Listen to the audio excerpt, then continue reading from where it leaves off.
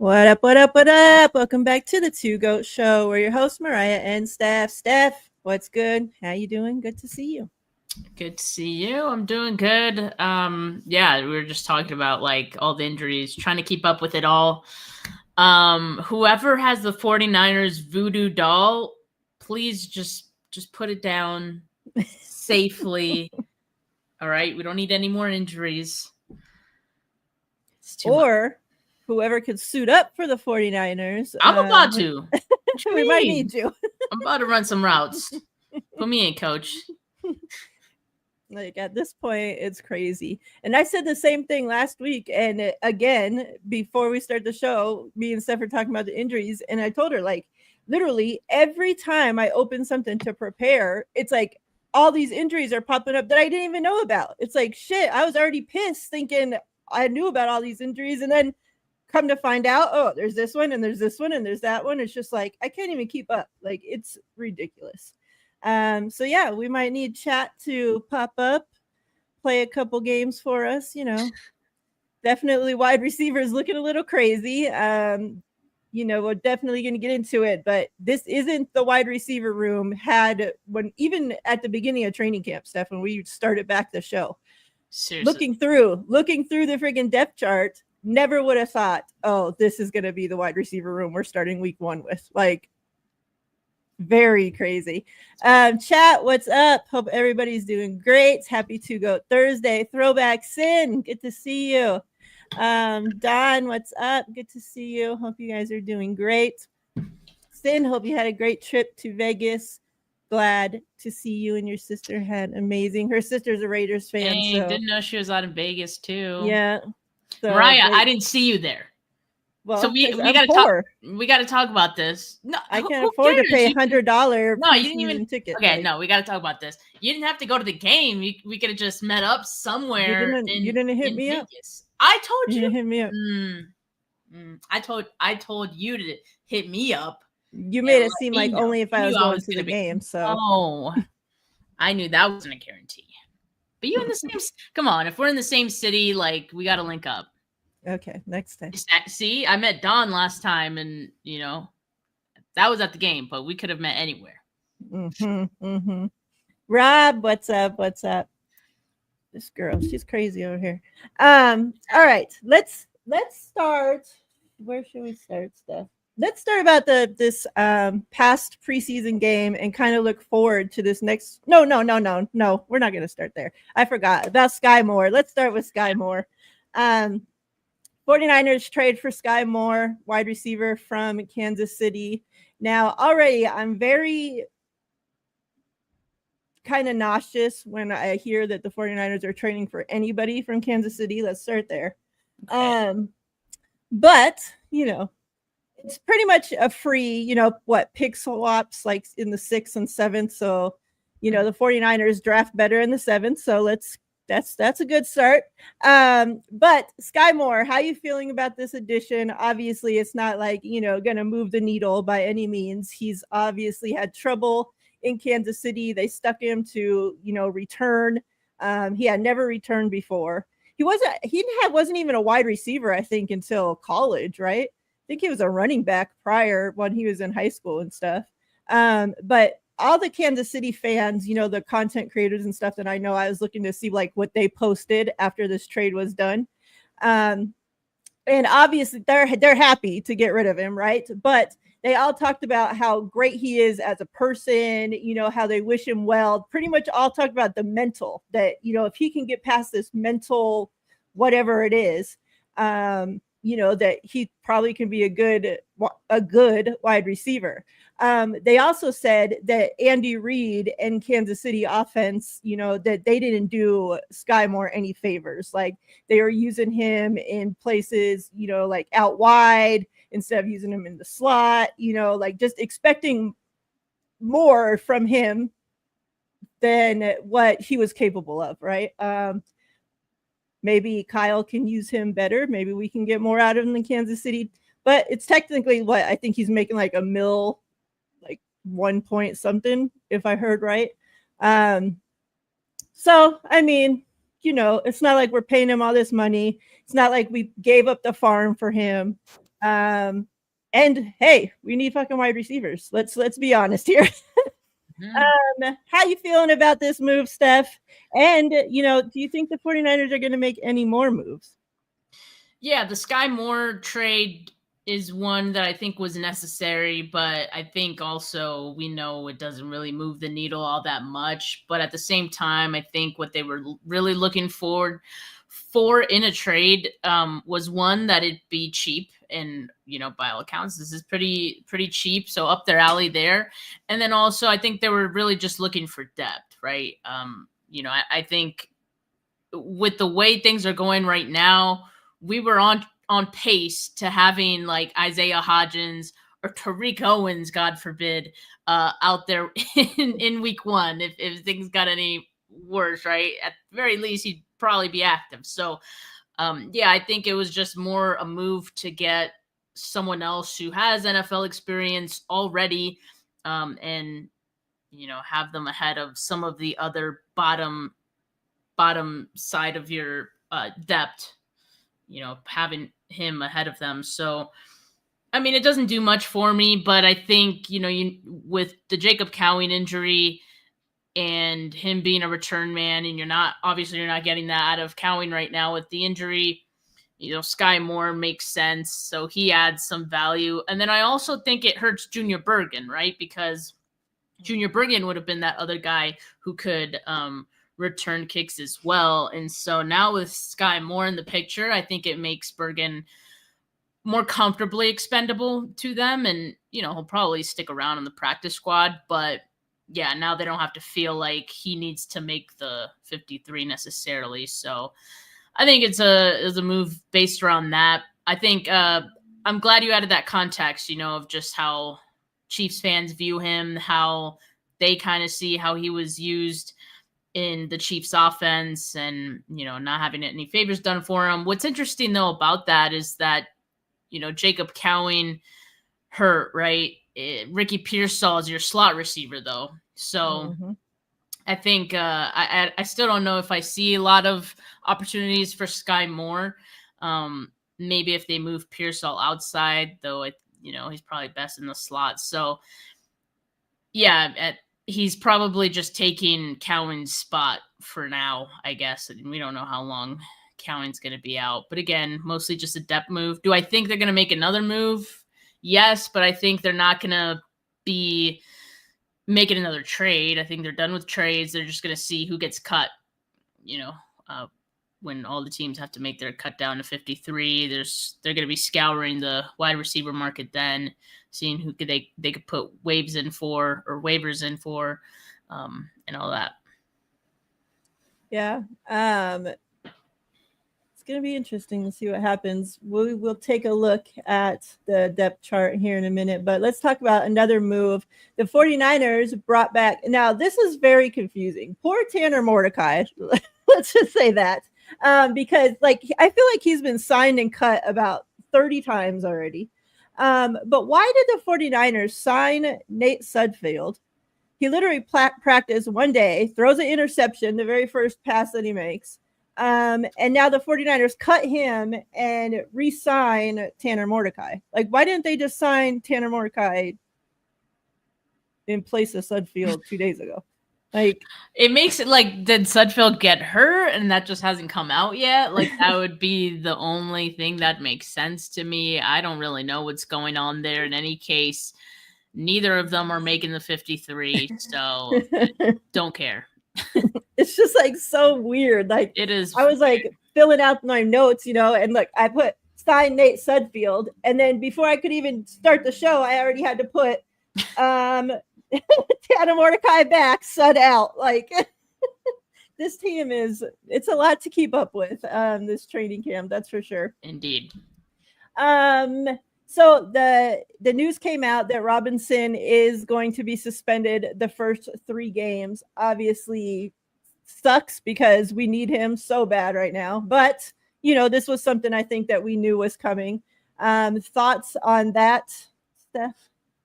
Yeah, no, I think you hit it on the head that this was expected. The 49ers probably expected it even when they signed him as a free agent. So no surprises there. I think they've been planning for it. What hurts them is all the injuries, because that's something you didn't plan for, right? And when you have all of that compounded, I think that's what's really hurting this whole situation. And with uncertainty around Juwan Jennings and when the hell he's going to be back on the field, I think that just makes the first few weeks of the season feel way less clear right now as to how it's going to look, who's going to be out there for you. So yeah, I think that's the less ideal situation. But if they can just get by for 3 weeks without those Demarcus Robinson and possibly some of the other injuries as well, like Jordan Watkins, for example, like he'll be cutting it close based on the timeline that they had given. Juwan Jennings, again, like we don't really have any timeline on that, so it could be better in a few weeks. Yes, as Foot says, season is 2 weeks away, but it could also be Ricky Pearsall and Skyy Moore and Robbie Chosen as your three. Like, I'm not even kidding, because we already know. You didn't even mention it yet, Mariah, which I'm assuming you're getting to this. Russell Gage is hurt, although his timeline was like 7 to 10 days, right? So he should be ready for week 1. I pray. Should be. Let's talk about Juwan Jennings. Do you still think that this is injury related? Do you think this is contract related? What is going on with him? And wouldn't you think the 49ers would be like more willing to give him more money now after all these injuries? Like, if this is a contract thing, like, we need him out there. Like, this could cost us games. This could be the difference between us winning games week 1, 2, 3 and us losing games week 1, 2, 3 if Juwan Jennings is out there or not. That's how important he is to this offense right now. Well, what you just said there, I think, highlights exactly what Juwan Jennings and his representation's stance is at the moment. Yeah.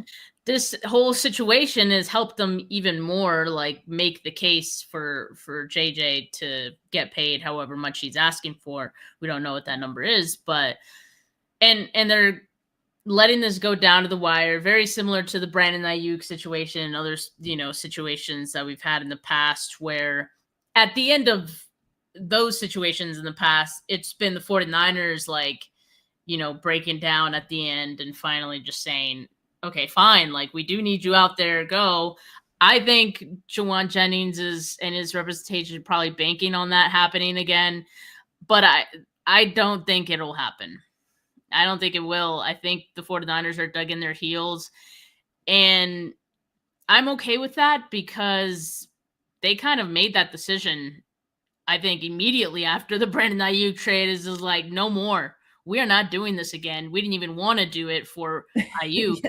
And so I think they're really, really adamant on not paying any more big deals to wide receivers. So that's unfortunate for JJ. I do think he's, deserving of a little bit more than what he's getting. But unfortunately, I don't think he's going to be getting it from the 49ers. To answer your question about do I think this is injury related, I think it started out injury related, and it is somewhat injury related too. But it is also contract related, and maybe more so. Like, I can't imagine that at this point, after however long it's been since we first heard about the calf re-injury, right? Because remember, he had the same thing in the spring, which is why I think it's legit. Now he had it again in training camp.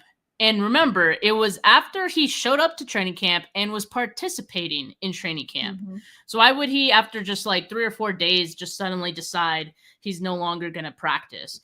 I think he had made a decision that he was going to practice and, just thug it out and, do what he could and hope that would lead to an extension. But he re-aggravated that calf. I do believe that.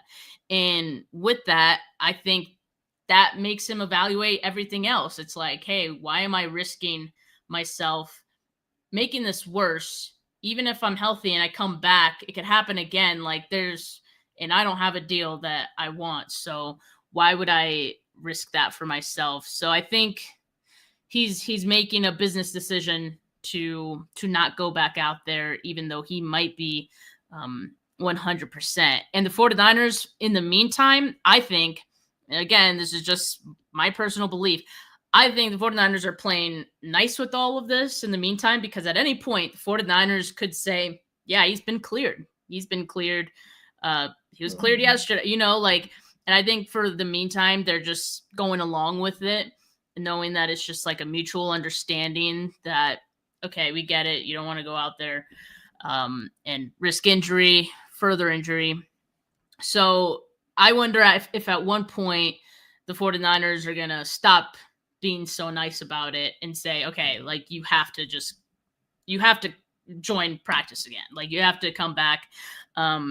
Because also my concern with Juwan is that if he waits to come back, or the 49ers wait to force him to come back too late before the season, he's not going to have enough time to ramp up before week 1, which puts him at a higher injury risk, which, you know, neither side wants that, right? So I think, yeah, he's kind of playing it close to the fire right now, and it's becoming a situation that is not great. But I think the 49ers know in their heart that Juwan Jennings will have to just come back eventually.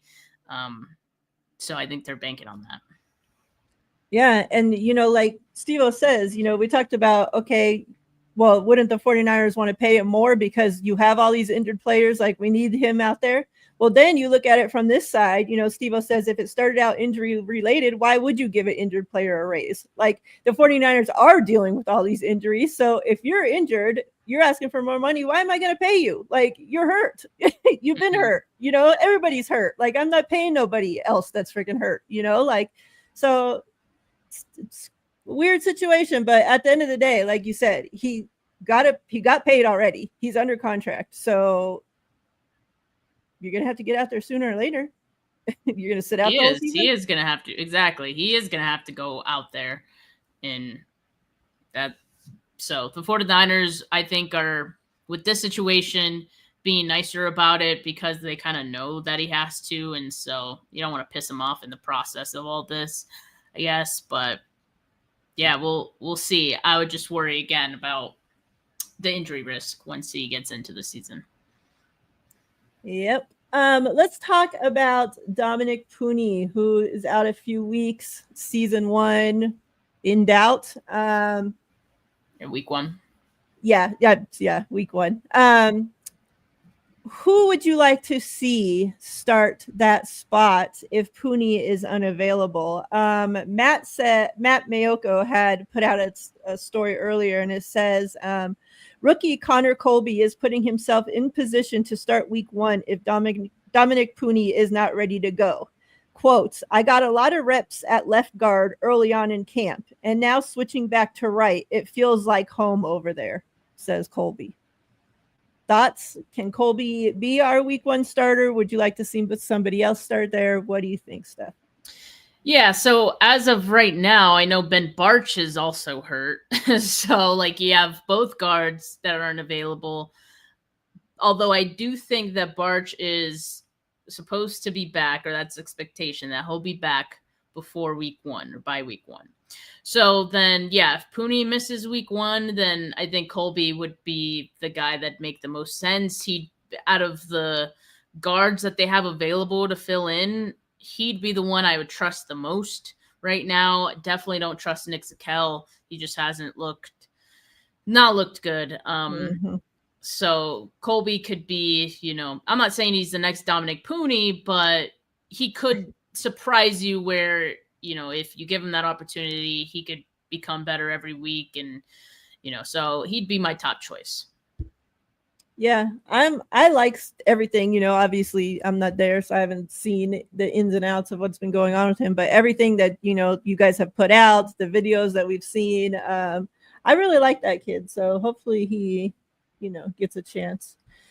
Let's talk about the safety position, Steph. There's got put out by Matt Burrows, said 49ers safeties Sigel, Jason Pinnock, and Jair Brown rotated with the first string defense, with Pinnock and Sigel getting most the snaps. Jair Brown, is he on the trade block, Steph? What do you think's going on there? Okay, so I do think Siegel's he's put himself in position to be a starter. He looks like a natural out there. Doesn't feel like the game's too big for him. It doesn't feel like it's moving too fast for him. I think that shows a lot. And so yeah, I think Pinnock throughout camp, he's also been, one of the starters. Jair Brown has as well, but he's fallen out of favor a little bit. I do still think the 49ers need to keep him though, because of the other injuries that they have, like Mustafa, Richie Grant. So really, you would start the season with 3 healthy guys if you have Jair Brown, Pinnock, Sigel, and Brown. And I mean, I think for depth purposes, you need to keep Brown right now. I wouldn't be surprised if with Mustafa coming back at some point, if he'd be a mid-season trade candidate, in my opinion, for Jair Brown. But I think right now they kind of still need him just in case, unless they really like Jalen Mahoney. But I think Jalen Mahoney has put some good plays together in preseason, but I don't think it's been enough early in games where I'd trust to pick him over Jair Brown making this roster, right? So for now, Jair Brown's making the 53, in my opinion, and he should stay there at least until Mustafa's back. Yeah, I agree. Okay, let's talk about the preseason games. This past preseason game, we got to see the starters a little bit. We got to see Brock for a little bit. What'd you see, Steph? Yeah, I mean, I think Brock and Pearsall are clicking on all cylinders, right? Which is what we saw multiple times throughout training camp as well when Pearsall had come back from his injury. So it's exciting. I think they're going to be on a tear. And so I also saw Brock looking comfortable, getting the ball out quickly. I think that's going to be important for him this year and just getting back to closer to the 2023 version of him. He's going to just play faster, I think. So that first drive looked really good, in my opinion. I think they'll be fine with Kittle. They'll be fine with Pearsall. They'll be fine with McCaffrey. Yeah. I'm not too worried about the offense as long as the starters stay healthy. Aside from that, I think it was a bit of a more lackluster game than the first one was. But as far as like entertainment value, like it was close the whole game. And I don't know if it was just because I was there. I'm sure it was boring on TV. And certainly there were some boring moments like watching it too at the stadium. But, I think the fact that it was a close game throughout made it fun at the end, at least. So, yeah, I mean, I think there were some performances that from first preseason game to the second maybe fizzled out a little bit. Like, for example, I didn't notice Sebastian Valdez as much as maybe we did the first preseason game. That's not to say that, he looked bad. It's just that, like, you didn't get those wow plays from most of these guys. You still saw that a couple times from Chase Lucas, for example. We saw that. I think Sigel, once again, had a couple of nice plays. But like I said, Sigel to me just looks like a player who's playing sound, like sound football, and that's great. It most of the time for DBs, if I don't notice you, it's a good thing, right? So that's kind of where Sigel is at right now, and so I think that's good arrow up moment for him in this game. I think aside from that, like, yeah, not much to say about really anyone else.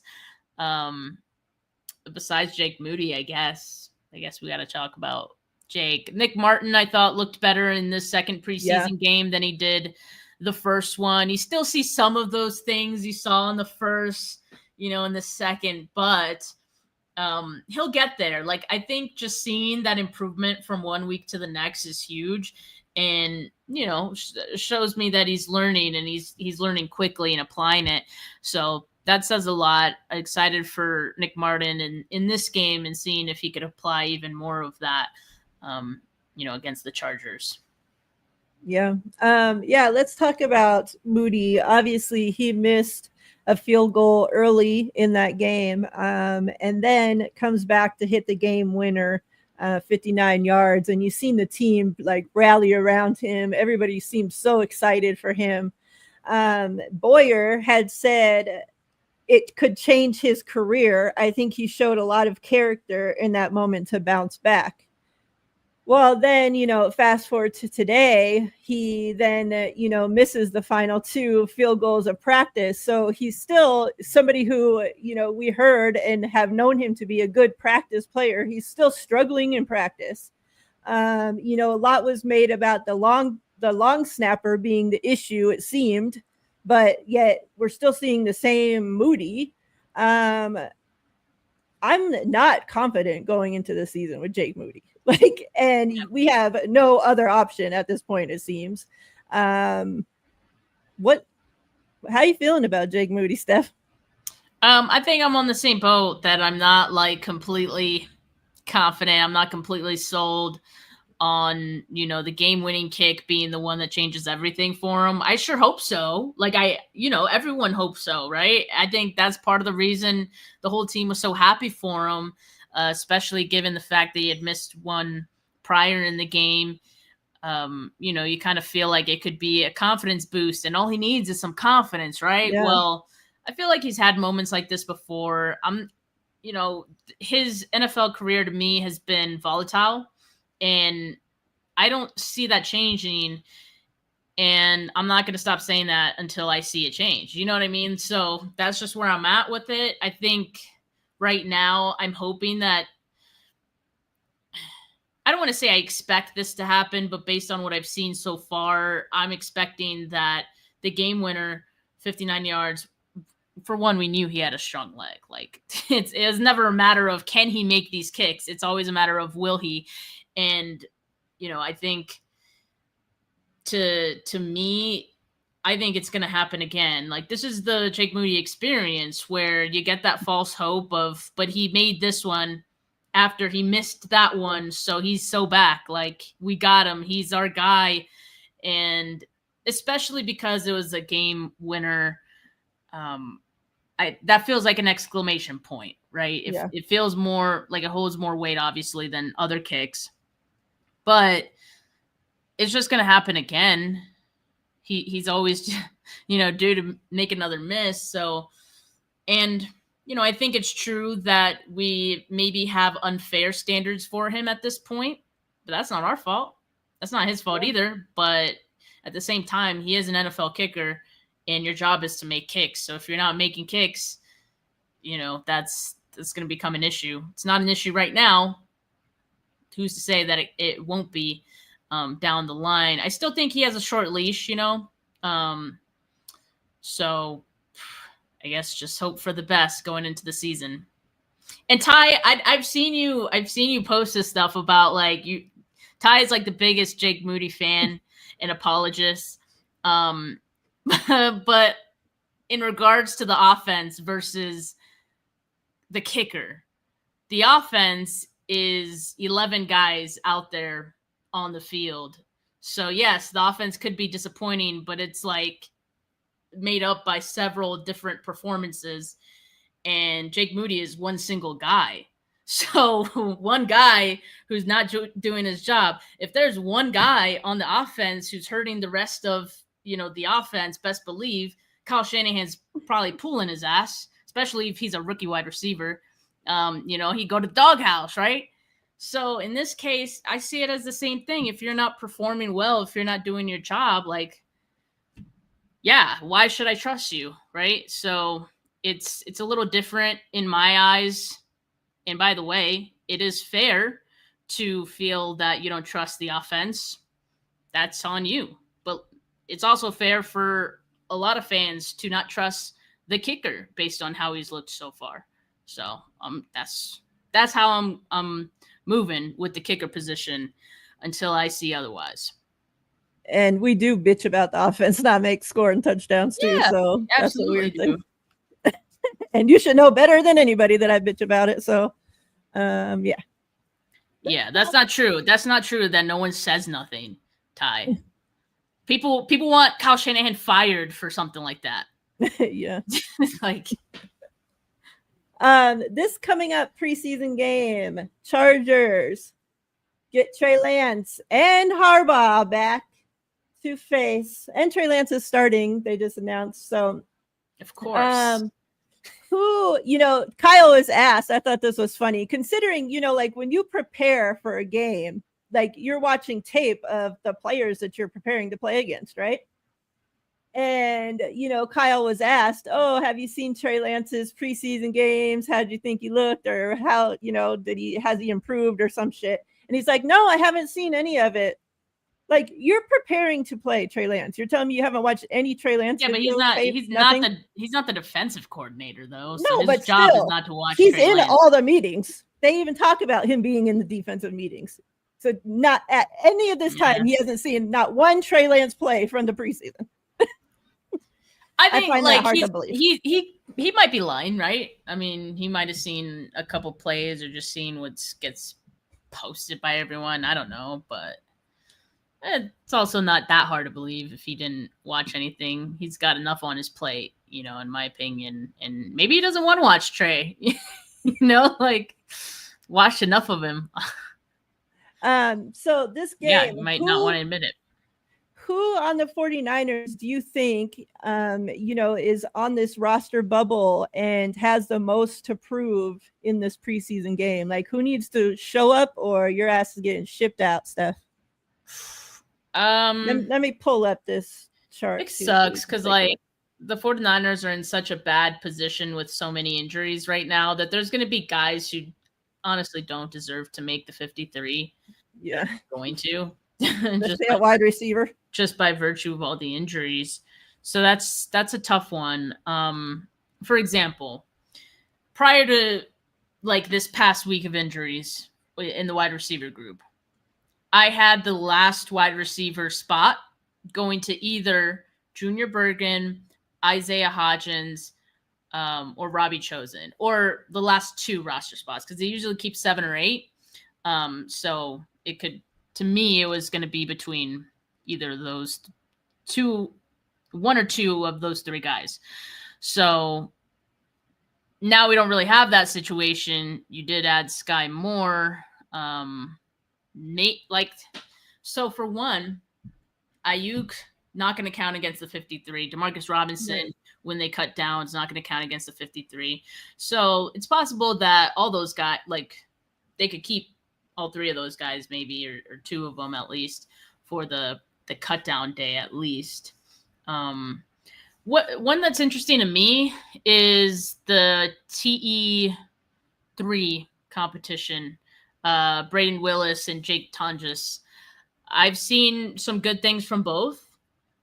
As far as pass catching goes, for the most part, I think maybe how they do in blocking might be the difference maker in who the 49ers maybe keep.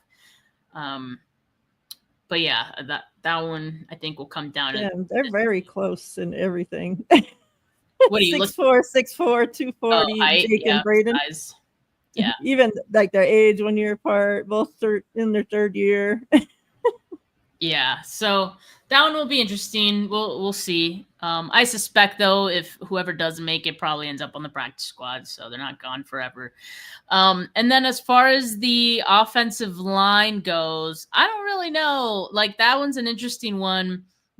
Nick Zakelj, I don't think necessarily deserves, to be the guy that makes the 53. I think they've given him a chance because this was, frankly, I think this is his last chance to crack the 53 and have a role as a guard or center. And he just hasn't looked good in any of those spots, really. I don't know if, they feel good enough about Drew Moss, though, that he would make the roster over Zakelj. Matt Hennessy is an option, right? Because he has the center experience. Pleasance has the right tackle experience, but do you need two backup tackles, or are you comfortable with Spencer Burford being a swing tackle? So like there's still some weird decisions I think they have to make. But who knows? Maybe that comes down to this game as well. And then like you have the defensive line group that also marred with injuries, and Valdez, I think he can make this roster, but you'd like to see a good showing from him again, because otherwise you have Jordan Elliott, you have Evan Anderson. Kevin Givens is hurt right now, but you have him too. Although I think Kevin Givens, I don't think will count against the 53 either right now, so that's good.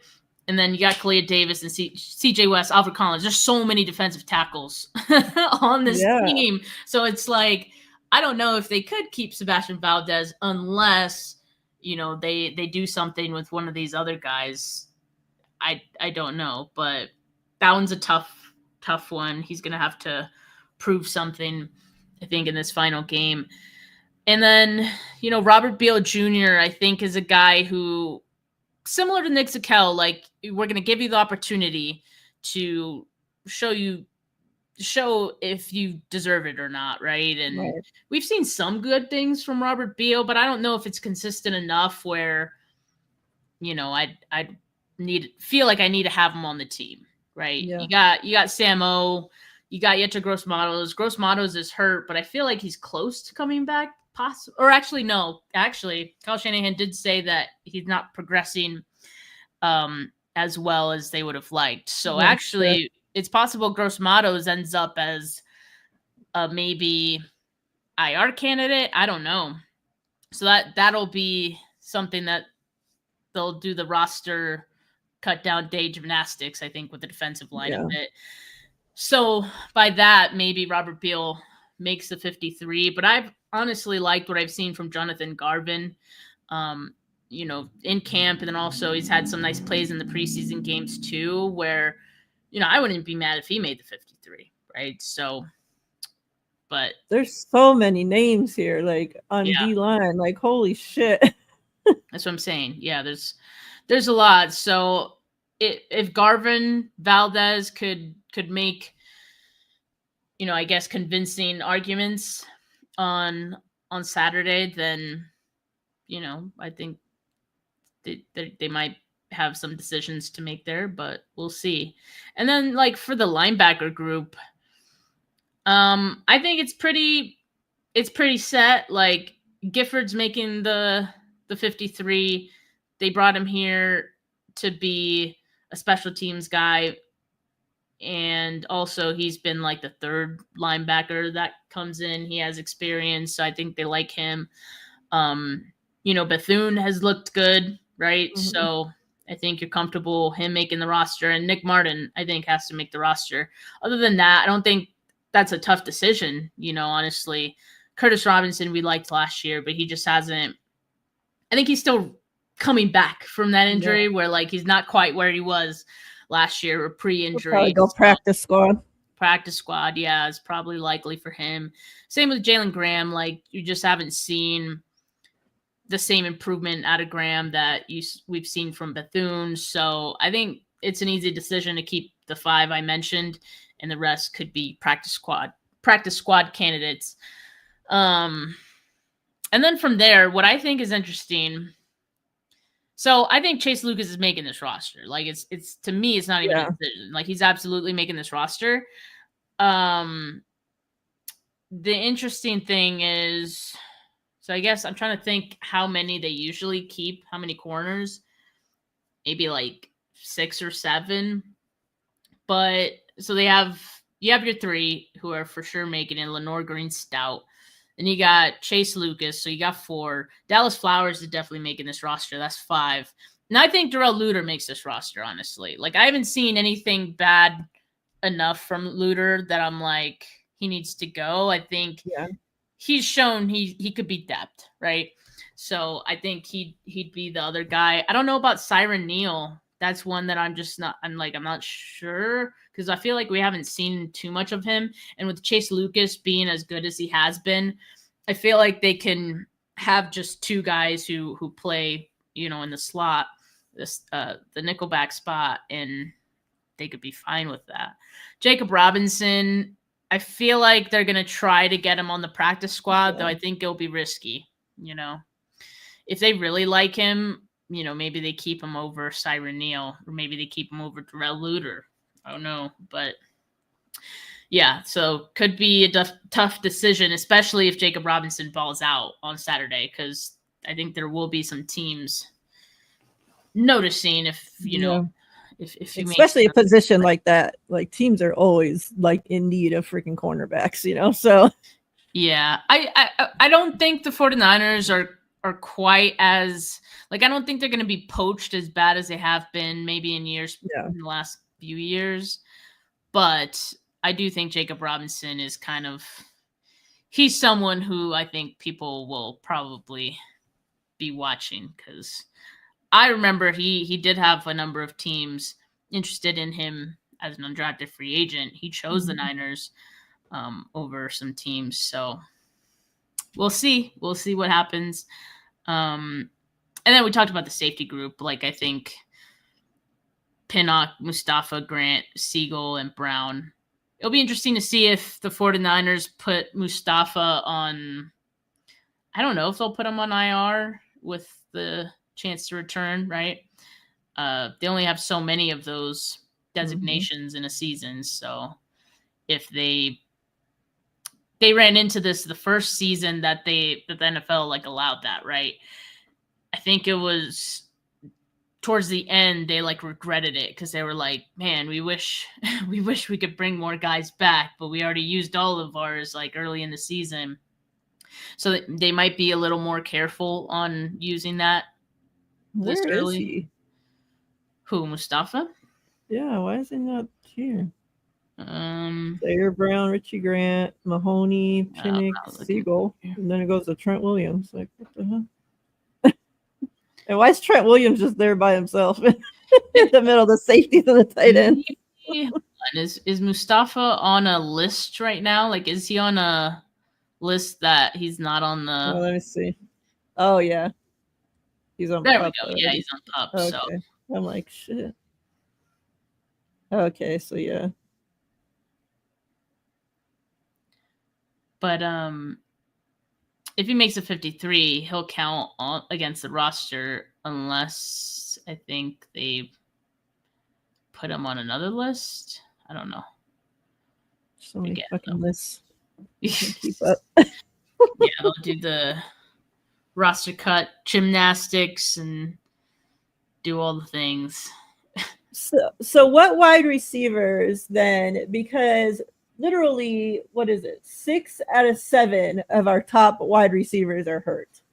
So we know, obviously, BA and Robinson aren't going to be available for week 1. Questionable, Jennings, Watkins, Cowing. And Gage. And now Gage. I'd be happy if at least one of those guys is back. For week 1. That's where I'm at. If we just have one of those guys, they can make it work. You just hopefully Jennings or 2 wide receiver sets. Oh yeah, and I feel a little bit better because we got Kittle and CMC. If we were a team that didn't use them or didn't have them, and we were relying strictly on our wide receivers, I'd be very crazy right now. I'm just a little crazy because every day it's just something else, and our wide receiver room is looking a little bare. But the fact that, we rely on CMC and Kittle so much, that makes it a little bit easier. But what's up with Tariq Owens? He does absolutely shit, or I have not heard his name one single freaking time the entire training camp. He'll be practice squad probably, but does he just ass, or he's not bad, but he's also not good enough to make the team, in my opinion. He doesn't show anything special. If T.O. like wasn't his dad, would he even be here? That's a good question. That's a good question. We could ask the same for Carter Bradley too. We know he wouldn't be. Like, good Lord, that kid But is he's not ass. making the 53. So No. What else? I think that's all we had to talk about, Steph. I did write down a couple notes from Tatum Bethune talking, because like he like went into like how all the things that he changed, you know, throughout this off season, and how like he's relied so much on Fred to help him, like like all the way down to what he eats, how he prepares. So I thought that was pretty good. Like he just seems like, even Salah even said something good about him, you know, like that he has all the ability to play all three spots. You know, said that his speed is not like, you know, because they were talking about like he was slow. And like he said, Salah even said like Greenlaw is slow as fucking molasses. So like, and he survived just fine, you know, so Bethune's speed is not an issue. So it seemed like, you know, Salah likes what he's seen from Bethune. And just like listening to Bethune talk, like you can tell like he just seems like so much more mature. Like he even like said like pretty much he didn't know, like as in most rookies, like didn't know shit when he was coming in, like think you know everything until you get in there and you're seeing like these pros around you prepare, and it's just like, wow, like I really don't know what I'm doing, you know. And he said he realized that at the end of last season. He said, but you know, it was already so late into the season, like you can't just start changing your preparation, you know, that late into the season. He said, but as soon as, you know, the off season started, he said he started making the changes. He stayed, you know, the summer to the off season, you know, to be working out around the, you know, around there with Fred and linebackers coach, and just to get everything that he could, you know, soak up all the knowledge that he could. So I'm really hoping, you know, that it's just not all talk, and that we really get to see him take the next leap, because, you know, like we need these linebackers to step up now. Like no Greenlaw. Obviously, I love D. Winters, always been a huge fan of his, but besides that, like we need these young guys to step up. So if Bethune can do that, that'll be great. Maybe Bethune could be the Aziz to the Fred and Greenlaw. Yeah.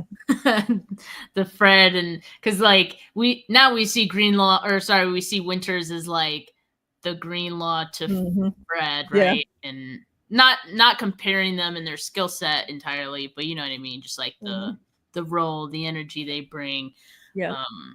I mean, yeah, the 49ers have been great at drafting linebackers, at developing them into serviceable and sometimes even way better than serviceable linebackers. So if Bethune is going down that trajectory, it's a really good thing for the 49ers. And I mean, every rookie who has like a foundational player in their position group needs to leverage that as much as possible. Like if you're not annoying that player, you know, and trying to be like them, you're doing something wrong. You know what I mean? Yeah. Like that just needs to be the mindset, I think, from every young player. So I think that was cool to hear from Bethune. You could definitely do a lot worse than trying to copy Fred Warner, right? Exactly. But I was thinking like Garendo like should be doing that with CMC. Like every tight end that comes into that room should be doing that with Kittle. Like, exactly. Like these young guys definitely need to be using these. What's funny with the Kittle thing is like I know those guys do. And like I know that Kittle's the kind of guy who will take anyone under his wing, and still none of these other tight ends could even be a fraction of him because he's just that good. Yep. It's kind of crazy. But yeah, I think that's, you know, there's so much happening, but we can only talk about so much stuff. We're so close to the start of the season. Let's just get there and get healthy. Yeah, at least today was like the last, you know, training camp practice. Tomorrow they got to walk through and then they're getting ready for the game, you know. So hopefully we don't have any more injuries. Let's get through this game Saturday. No friggin' injuries, please. So help us, God. Please keep these guys healthy, because we can't really afford to lose anybody else right now. And yeah, the season's almost here. Let's go. What else you got going on, Steph? Man, nothing too much. I'm preparing the final list for my in-season schedule, so I'll be announcing that soon enough.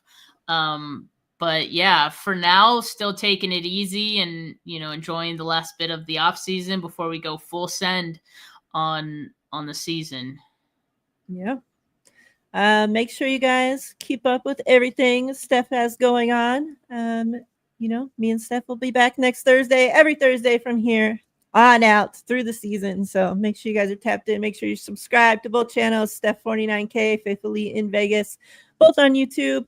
Chat, we appreciate you guys. You guys have kept the chat going crazy all the entire time. We appreciate all your guys' questions, feedback.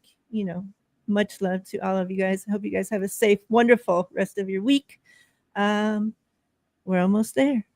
Buckle up. Let's go. Because it already is crazy. And it hasn't I'm ready to get yet. my heart broken again. Ready to be disappointed. But yeah, we're out of here. Till next week. Peace. Peace.